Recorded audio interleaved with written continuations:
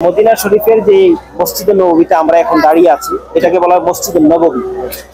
মসজিদে নববীর চতুর্পাশে মোটামুটি ঐতিহাসিক বেশ কিছু জায়গা আছে।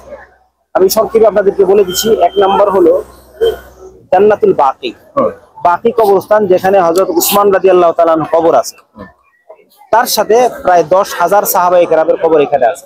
10,000 নবী শেষ জমানায় মৃত্যুর জন্য জান্নাতুল বাকিতে মৃত্যুর জন্য প্রস্তুতি নেয়। কেননা এখানে যারা দাফন হবে তাদের জন্য নবী সাল্লাল্লাহু আলাইহি সাল্লাম নিজে সুপারিশ করবে।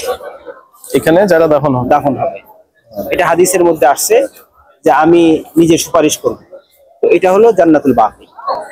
আচ্ছা, এরপরে বলেন এই দিক থেকে অর্থাৎ বাহিরের 320 নাম্বার গেট দিয়ে 320 নাম্বার গেট দিয়ে যদি আপনি বের হন, সেখানে একটা জায়গা আছে, এখনো বাউন্ডারি দেওয়া আছে এবং একটা গাছ আছে।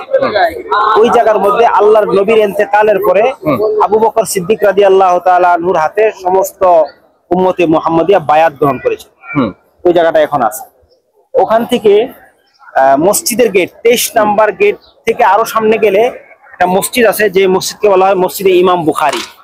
ইমাম বুখারী রাহমাতুল্লাহ আলাইহি 16 বছরে যে বুখারী গ্রন্থ লিখেছেন, প্রত্যেক হাদিস লেখার আগে গোসল করেছেন এবং 2 রাকাত নামাজ পড়েছেন, রোজা রেখেছেন। এরপরে আল্লাহর কাছে মুরাকাবা করে একটা হাদিস লিপিবদ্ধ করেছেন। ওই জায়গাটাও ওখানে আছে, সেটাকে বলা হয় মসজিদে ইমাম বুখারী। এরপরে একটা মসজিদ আছে, ওটার নাম হলো মসজিদে ইজাবা। রাসূল সাল্লাল্লাহু আলাইহি সাল্লাম ওখানে দাঁড়ায়া 3টা দোয়া করছিলেন।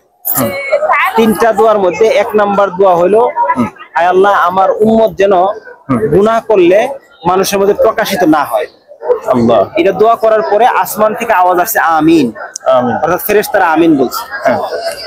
দ্বিতীয় নাম্বার একটা দোয়া করেছেন যে আল্লাহ, আমার উম্মত যেন ক্ষুধার তাড়নায় মারা না যায়। আসমান থেকে আওয়াজ আসছে আমিন।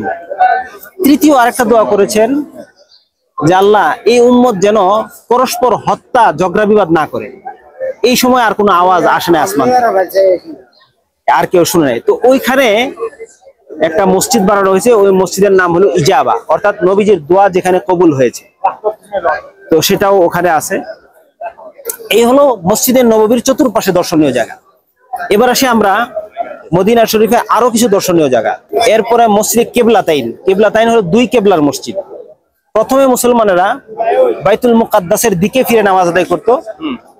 হঠাৎ করে নবীজি একদিন আসরের নামাজ অথবা জোহরের নামাজ পড়তেছিলেন। 2 রাকাত পড়ার পরে আল্লাহর পক্ষ থেকে হুকুম আসছে যে হে নবী, আপনি ঘুরে যান। সঙ্গে সঙ্গে নবীজি 2 রাকাত নামাজ পড়েই বাকি 2 রাকাত নামাজ কাবার দিকে ফিরে পড়েছেন। যেহেতু একই নামাজ 2 কিবলার দিকে ফিরে পড়া হয়েছে, এজন্য এটাকে বলা হয় কিবলাতাইন, 2 কিবলার মসজিদ। তারপরে আছে মসজিদে জুমা, পৃথিবীর সর্বপ্রথম জুমার হুকুম যে জায়গায় নাজিল হয়েছে এবং নবীজি ওখানে জুমা পড়েছেন, ওইটা। আরেকটা জায়গা হলো মসজিদে কুবা।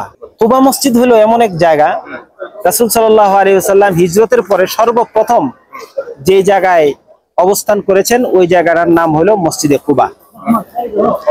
কুবার ব্যাপারে হাদিসের মধ্যে আসছে, কেউ যদি কুবায় গিয়ে 2 রাকাত নামাজ আদায় করে, তাহলে আল্লাহ তাআলা তার আমল নামায় একটি উমরাহ করার সওয়াব দান করেন।